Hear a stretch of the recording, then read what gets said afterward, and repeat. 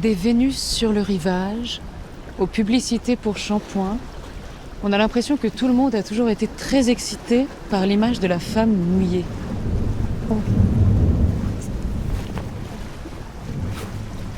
C'est bizarre, non?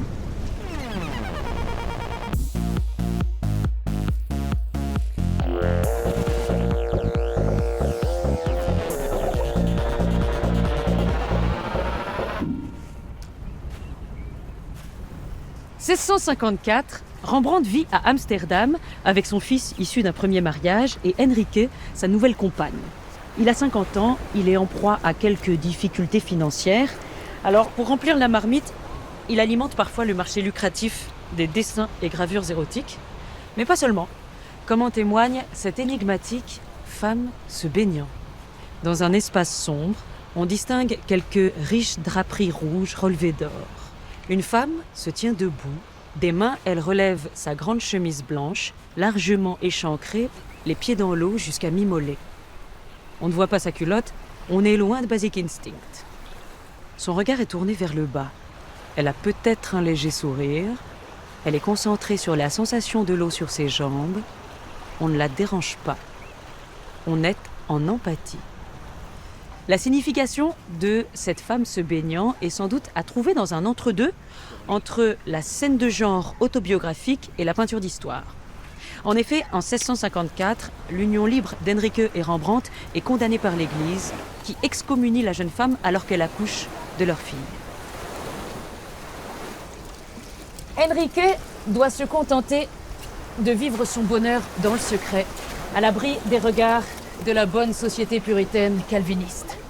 Mais Rembrandt fait peut-être aussi ici une référence à un sujet mythologique qu'on a déjà vu ensemble, souvenez-vous, celui de la nymphe Callisto, chassée par Diane lorsqu'elle découvre sa grossesse à l'occasion d'une baignade en forêt, d'où la social detox, les pieds dans l'eau. L'enjeu de ce tableau est sans doute également à comprendre en résonance avec d'autres sujets mythologiques et religieux peints par Rembrandt, comme la Suzanne au bain. Suzanne est une héroïne de l'Ancien Testament.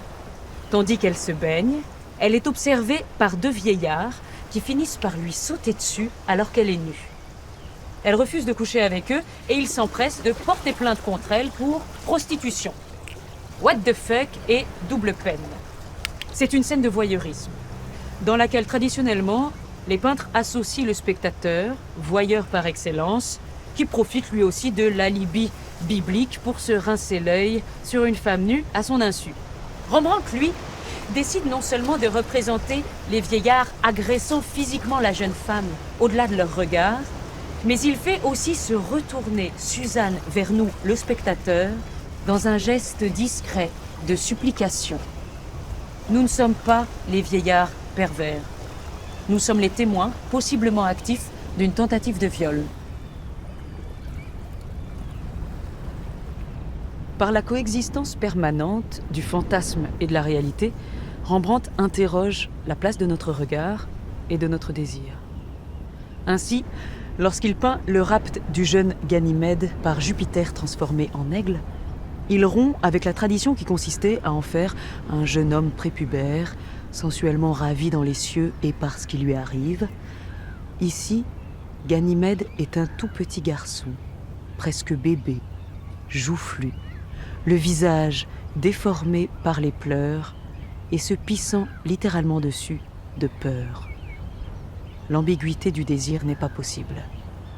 C'est un enlèvement et c'est de la pédocriminalité.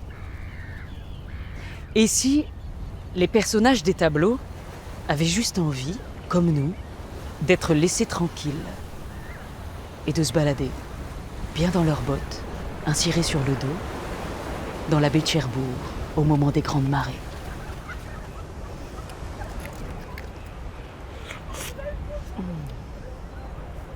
Ouf.